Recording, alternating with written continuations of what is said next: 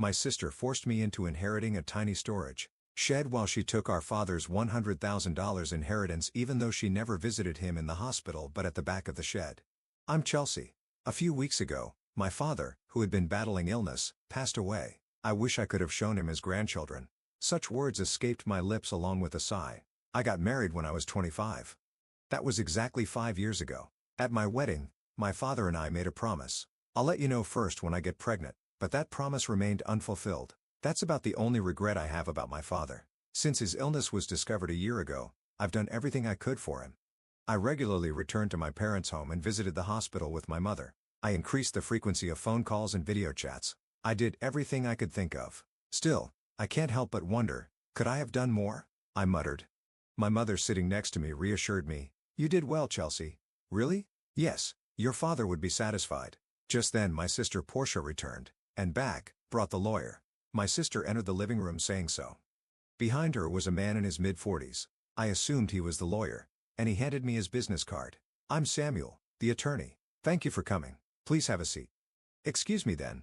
My mother guided the lawyer, Samuel, to his seat. As soon as he sat down, my sister blurted out, I heard from this lawyer that Dad left quite an inheritance. It's not all for you, Portia. I know that. My sister, now in a bad mood, glared at me. I glared back. My sister and I don't get along. We used to be okay, but things turned sour when we found out about Dad's illness. One reason was my sister's arrogant attitude. No matter how many times I reached out, she never visited our father. Of course, I may have said it wrong. I might have been a bit harsh because I was worried about him, but her reaction was also a problem. You're not a child. You don't have to be so stubborn. When I said that, my sister retorted, I'm not being stubborn. I live in the city. It's not easy to come. It's the countryside. But you can get here in 2 hours by car. Those 2 hours are tough. It costs money. It's money that's important to you. Of course it is. I'm busy, so stop contacting me. And with that, she finally stopped talking. Even if she lives far away, she could visit once in a while. I always thought so. That's why our relationship deteriorated so quickly. In the end, my sister never visited our father, so our relationship remained strained. Sensing the tension, the lawyer intervened. Let's calm down, please. Okay. I'm sorry. I apologized, and the lawyer nodded before continuing. As I mentioned on the phone, I have your husband's will. When did this happen? My mother murmured. A few weeks before he passed away, he contacted me. So you went to the hospital? Yes. I had him write the will in front of me with his primary physician present. It turns out they had arranged for the primary physician to contact the lawyer when my father passed away. So after my father passed away, he contacted the lawyer. In turn, the lawyer reached out to us. That's how it happened and why I'm contacting you now, the lawyer said, pulling out a white envelope. He placed it in front of us. This is the will. That's definitely Dad's handwriting, I muttered, verifying the characters on the envelope. My sister Portia seemed a bit sulky. Never mind. Just tell us what's in it. I'm busy, you know? Very well, the lawyer said with a wry smile, opening the envelope. Inside was a single piece of paper. This is what was written there. It stated that besides the house and land, my father's inheritance included some savings and a storage shed. We knew about the house and land, but what's this about a storage shed? As I was pondering this, my sister angrily said to the lawyer, wait a minute, you didn't mention the farm. The farm? Yes. The farm Dad used to work on as a hobby. My father used to run a company in the next town, but after turning 50 he began to feel his age. I'm thinking of closing the company. I want to take it easy. Is that okay? I heard this when I was in high school. My sister, who was in college at the time, opposed it, but my mother and I, concerned about my father's health, agreed. Don't worry about the money, Portia. We have enough savings, my father reassured her. Reluctantly, she agreed. After that, my father really did close his company and started farming near our home. It feels good to move my body while farming, he said, looking happy. Seeing him like that, I felt glad I had agreed, but my sister didn't seem to feel the same. She had said she would return home after graduating from college, but instead, she got a job near her university. Eventually, she married the CEO of an IT company she met through work. Anyway, that's why Father was farming until he got sick. My sister insists that the farm should also be part of the inheritance. The lawyer reviewed the documents after hearing this from my sister. He quickly found a note and said, the farm is rented land. Rent it? I thought we owned a large piece of land, my sister said, disappointed. Indeed, the farm where my father grew vegetables was spacious, but it might be too much for us who know nothing about farming. Maybe it's good that it's rented. That's what I thought. The conversation then shifted to dividing the inheritance. As for the division of the inheritance, the house and land go to the wife, the lawyer said, my sister Grand. So we can divide the rest however we want. Please divide the savings and storage shed fairly between you two. Savings means cash, right? I'll take the cash. How much is it? The savings amount to about $100,000. There's no need to pay inheritance tax for this amount. Then I'll take the $100,000 in cash, my sister declared triumphantly, but I couldn't agree with such a selfish arrangement. I strongly protested against my sister. Wait a minute. I object. Why? I'm the eldest daughter. That's irrelevant. You can have the storage shed. What even that is? What even is that, anyway? My sister turned back to the lawyer. Flipping through the documents, the lawyer answered, it's the storage shed next to the farm. You inherit the building, the land, and its contents. With land? My sister's eyes lit up. Even though she's married to the CEO of an IT company, does she still want more money? As I was wondering this, the lawyer told my sister the following. The line comes with it, but it's about 65 square feet, roughly the size of a small bedroom. A small bedroom? Yes. Here are the photos. The lawyer placed photos of the shed on the table. Pictures of both the interior and exterior were displayed. The exterior clearly looked like a rundown shack. The inside contained only basic tools like hose, scissors, and shovels. Nothing that seemed valuable. I don't want it. My sister grimaced. I peeked at the photos too. It was all very ordinary. These are sentimental items, but they won't bring in money. As I was thinking this, my sister spoke. Fine, I'll take the cash. You can have that dirty shed. Hold on, that's not fair. You agreed to the vegetable farming. What are you complaining about now? It was hard to argue when she put it that way. Still, if I didn't say something, she'd take all of Dad's inheritance. So we're good then. My sister pressed me. As I struggled to answer, my mother chimed in. As long as Portia won't complain later, I have no objections. There's no way I would. Then Portia gets the cash and Chelsea gets the shed. Okay. It's settled then, my sister grinned. Feeling uneasy, I immediately objected. Well, I'm not satisfied. Oh, give it up. But you're so greedy, aren't you? That's not it. You're such a hassle. You care more about Dad than money, right? My sister's words left me speechless. Of course, family is more important than money. Money is important, but it's not something to compare with family. While I was thinking this, my sister quickly ended the conversation. In the end, my mother got the house and land. My sister got Dad's savings. All that was left for me was the dirty shed. After that, my sister signed a document promising not to complain about the inheritance division. She left laughing loudly. I was full of complaints. I couldn't help but vent to my mother. Mom, why didn't you help me? I did help you. How? You just sided with Portia. That's not true. I made sure you got the shed. I'm not happy about getting that shed. You might find something surprisingly good if you look closely, my mother said with a smile. I could only puff out my cheeks in response. The next day I took the key from the lawyer and headed to the shed near the field. It was a 10-minute walk from home, a rural road where no one else passed by. I finally reached the field my father had rented. For the past year, he had been hospitalized, so the field was empty. I opened the shed with the key. Wow. It's dusty. The shed was quite dusty, probably because no one had cleaned it. Still, there might be something sentimental from Dad. Thinking this, I looked around the shed. Nothing special here. It was just a dirty shed after all. All I found were tools that I'd used for farming. They could be considered sentimental, but they weren't anything special. Maybe I should just take what's inside for now, I mumbled looking around the shed. That's when I noticed something. It looked smaller than from the outside. Maybe it was the dim light, but the inside of the shed felt a bit cramped. Is it just my imagination? Thinking this way I stepped outside the shed, but something still felt off. After pondering for a bit I decided to walk around to the back of the shed. The backside was adjacent to a thicket of various trees. To my surprise, there was another door there. Wait, another entrance at the back? I gasped. When I looked from inside the shed, there was only a wall, meaning the only entrance was the door I had used, yet from the back there was a door. What's going on? I thought about it. A door on the back should be visible from inside too, but it wasn't. That meant there had to be a wall in between. In other words, there was a space accessible only from the back. The moment I realized this, I got excited. This must be Dad's surprise. Dad always loved surprises. He even surprised me on my birthdays. Memories flooded back, and I found myself tearing up. I quickly returned inside the shed and began searching for the back door key. If it was Dad, he would have hidden it somewhere in the shed. With that gut feeling, I rummaged through the shed. After a while, I found 2 keys hidden in the handle of a shovel. I went around to the back and tried one of the keys in the door. With a click, the door opened.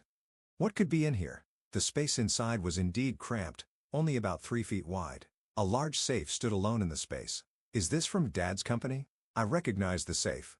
It was the same one I saw in the corner of his office when I was a child. Nostalgic. I hugged the safe. This was a true memory of my father. I felt fulfilled. This alone made the inheritance worthwhile. But knowing Dad, this couldn't be the end. There's got to be more surprises. I muttered and inserted the second key into the safe. With a slightly rusty sound, the safe opened.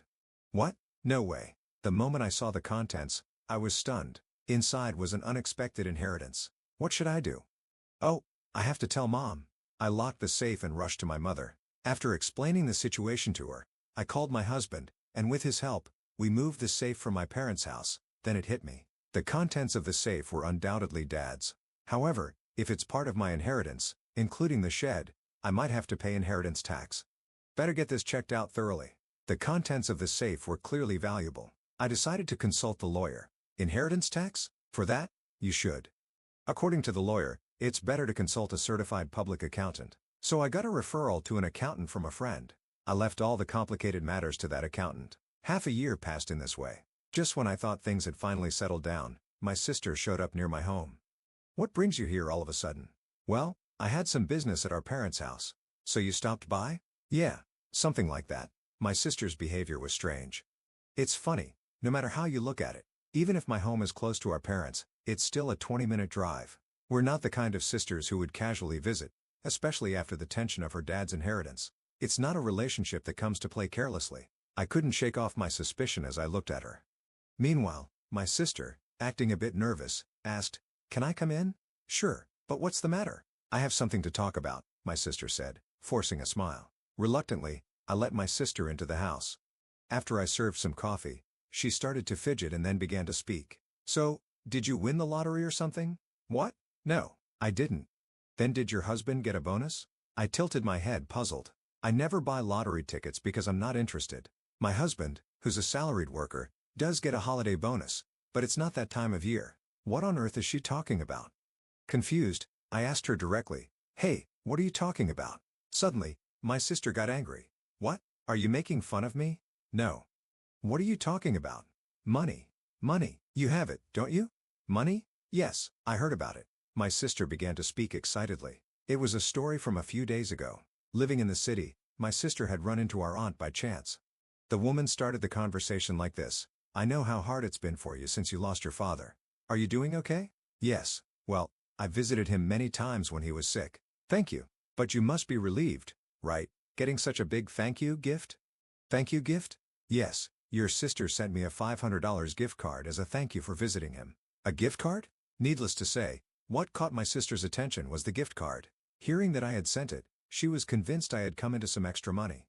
"You got a windfall, didn't you? Just admit it." My sister interrogated me. "That's what this is about." I sighed. My sister didn't like my attitude and yelled, "What's with that attitude? Are you mocking me?" "No. It was a thank you gift. So where did you get the money for it?" "That's what I want to know." "From the inheritance, remember?" "Inheritance?" "Yes, I got the inheritance, so I sent thank you gifts to relatives who had helped us." Upon hearing this, my sister frowned. "All you got was that dirty shed." "Yes, that's true. But you can't sell that for money." "But there was a safe inside it. That's where the real inheritance was." "A safe? Real inheritance?" I carefully explained to her about the watches in the safe. They were all valuable, collected by my father as a hobby during his lifetime. However, I didn't know their exact value. On the other hand, the remaining savings were about $100,000. Considering he was a business owner who could retire early, that amount seemed small. That led me to think he might have invested a lot in those watches. "If they're valuable, you'll have to pay inheritance tax," my mother had said after seeing the contents of the safe. "What should I do, Mom?" When I asked, my mother thought for a moment and advised, "Things like this always come out. You should declare it properly." "How?" "Well, let's ask that lawyer we spoke to recently." So I consulted the lawyer again. I was told that if you inherit valuables, the inheritance tax is determined by their value at that time. I was also told that a certified public accountant could handle it for me, so I lent it to the accountant. As a result, it was found the watches alone were worth at least $500,000. With watches this valuable, you'll have to pay inheritance tax. How should I pay it? How about keeping the ones you're emotionally attached to and selling the rest? Certainly, it doesn't make sense to me who doesn't know the value to hold on to such expensive watches. I'd rather someone who understands their worth have them. With that thought, I sold some of the watches. I used the money from the sale to pay the inheritance tax and sent thank you gifts to the relatives who had helped us. Those thank you gifts were the gift cards my sister was talking about. By the way, what I kept were items like the pocket watch my father often wore. I showed my sister the pocket watch as I told her this story.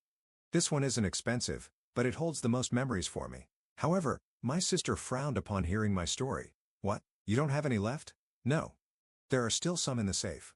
Where's the safe? It's at Mom's. The safe is too big for this house. It's the one Dad used at his company.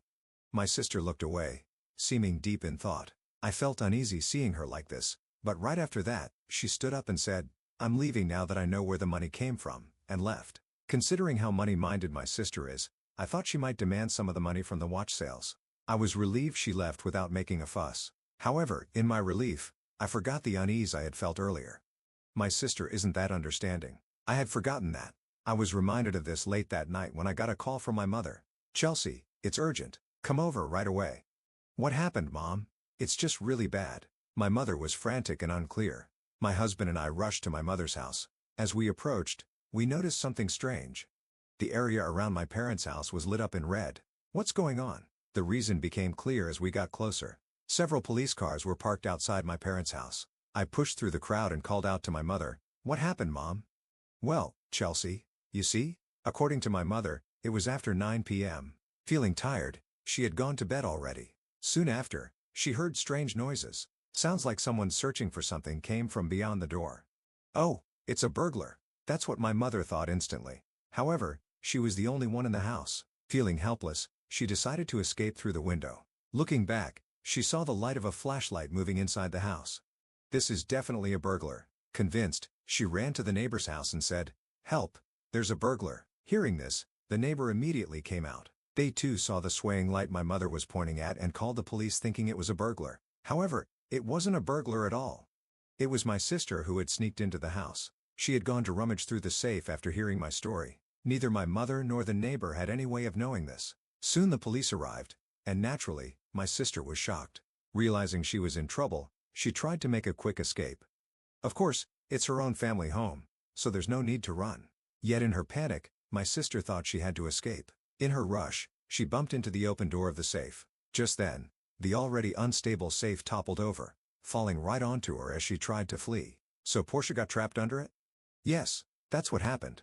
Is she okay? She was taken to the hospital by ambulance, but she keeps saying her leg hurts. What on earth was she thinking? I was truly dumbfounded. Afterward, my mother and I apologized to the police officers who had come to help, feeling bad for calling so late. I also phoned my sister's husband. "Wait, you're saying Portia broke into her own family home and got injured?" "Yes, that's correct. What is Portia doing? She doesn't even do housework." "I'm really sorry about my sister." "That's it. I'm filing for divorce." "Divorce?" Actually, according to my sister's husband, she had racked up a considerable amount of debt. Apparently, she had been spending a lot on brand-named items. He had just found out and they had a huge fight. In the end, my sister stormed out of the house saying, "I'll borrow from Mom and pay it back." Turns out, she had already used the $100,000 she inherited to pay off her debts. Still short, she came to me to scrounge for more money. Learning about the contents of the safe led to her actions, which in turn led to this whole mess. No wonder her husband was furious. In the end, my sister who had fractured her leg was hospitalized. Her husband came to the hospital and started talking about divorce. Naturally, my sister made a scene. "I'm not getting a divorce." Absolutely not. But, it was too late. Her husband had brought the divorce papers. Seeing them, she had no choice but to sign. Now, she's lying in her hospital bed stunned. There's a part-time job magazine next to her, so she's probably planning to start working part-time to pay off her debts. That would be a relief for me. As for me, I decided to move back to my parents' home after all the commotion. Of course, I'm worried about my mother, but there's another reason. I found out I'm pregnant.